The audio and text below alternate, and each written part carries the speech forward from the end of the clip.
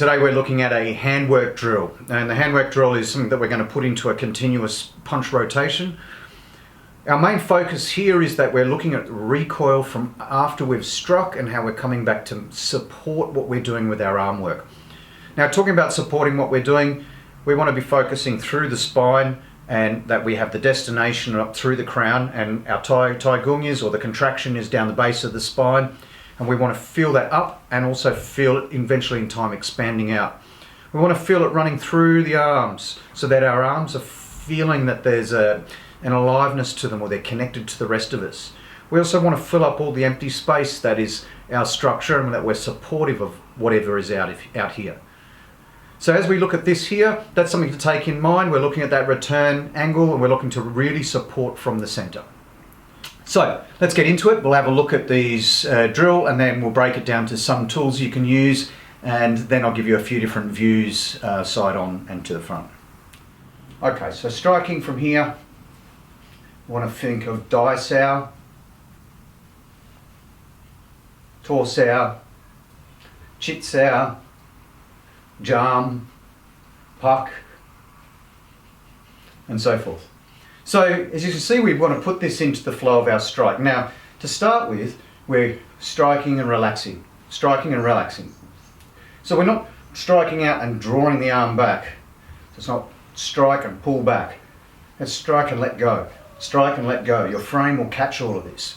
If you're looking about power, Wing Chun power comes from the body, and how we're getting onto our joints, and we're coordinating as many of them that we can get our mind on to rotate into the focal point that we're going into. So the power, you don't want to feel like you have to really wind it up through the body. Just work within the framework of what you've got, and you'll start to develop the ideas of being able to hammer that power in. So from here, strike and recoil. Everything just goes forward, strike, recoil. So it's that recoil we're going to use now. Now the hand tools. We're going to look at dai sao. First one is, if I strike and I'm going into dai sao, having my joints slightly rotated into the direction we go in allows the arm to turn and engage properly so that we're not carrying weight over the front of the shoulders. If my hand is in this position and I'm punching and not focusing all the way through the limbs, then it's going to pull strain over the front of the shoulder, over the top of the wrist, and hence that's going to also affect into the bicep naturally, because the bicep is engaged into this type of motion. So it's going to engage here a lot more. So what we want to do is, as we strike, we make sure the body fills up underneath this, and we just let this spin. Force comes back, let it spin. Okay, tor sao. So from tor here, I'm striking, and same thing with my joints. They're rotating and pointing to where they're focused to. This creates a round circle, and we're looking at this under here. So as force comes in, I feel I'm redirecting that force. Once it's redirected, it's going to shoot back off again. So tor is one that we can stick straight into here. Alrighty, jump sao.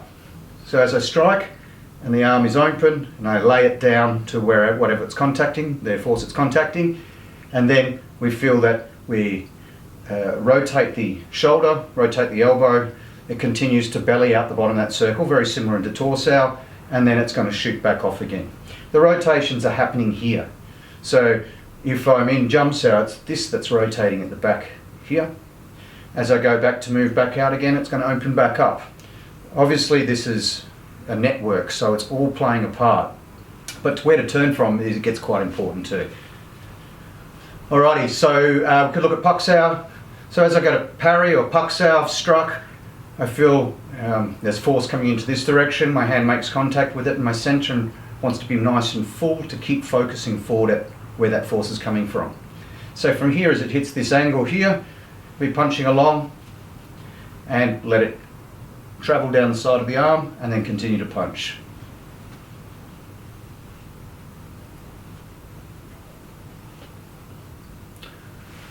Chit sao or gan sao we could look at. So now this is a bit of a different direction. We're changing direction here. So as I've struck and it hits back onto that structure, I want to feel that I can tip it down and turn it into whether it's chit sao or gan sao.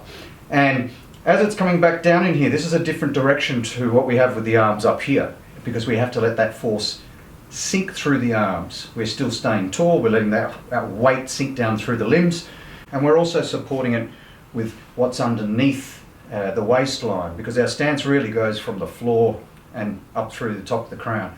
So we're supporting what's down under here. So as we strike, we can feel it hits that angle, spins, tips, and goes into the next tool.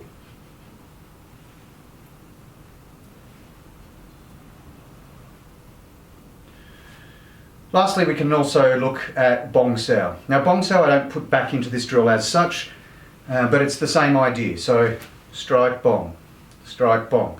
From this point here, you, after you've struck, and naturally as anybody who does Wing Chun will know, that the bong sao is for redirecting. So as we redirect that force, and we feel that force come back on, the forearm's going to roll, we're staying nice and full, and it will rotate accordingly to how we can feel that center up. This becomes a round circle. So we've gone out in this straight line, but our center's out to here. As we relax the joints and let them tip and turn, it'll fill up to this radius, and we want to rotate the forearm. So you can take that into this drill here, strike, and just feel how your body is catching that again. You can also then, if you want, take it further on and put it back into bong sao, lup sao. Bong sao, lup sao is a good place to take it with ji sao, so that you can work on it, especially as your partner is trying to counter your strike and they're ripping that arm down, and we want to be able to fill that bong sao up and then feel what's going on with their structure. And whilst they're trying to attack, we're utilising our structure to attack their structure. So the bong sao does a really good job of this as we get to learn to get nice and relaxed with it and feel those changes of direction. Now what you want to do is put this into a drill where you will work one. Just work it, feel comfortable with it, work the other side. Take another tool, work that, get comfortable with that, work the other side, take the next tool, and so forth. And as you build up your understanding of how to get each of these tools to work in this way, you will gradually increase them till you can put them into a chain set that you can put into your practice routine. When you're looking at countering with this idea here as well, just taking it back to chi sao, we can't always be turning around and saying, okay, I'm going to do this person does that. I go to strike and they're going to strike here, so then I go and feel like, okay, I've got to go up and counter that.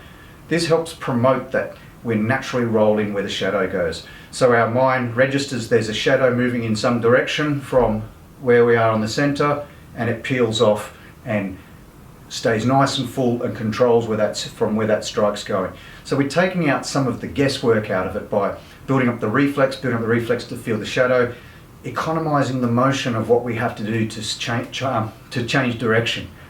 You start to feel a lot of flow, which is a really cool thing as you get this into motion.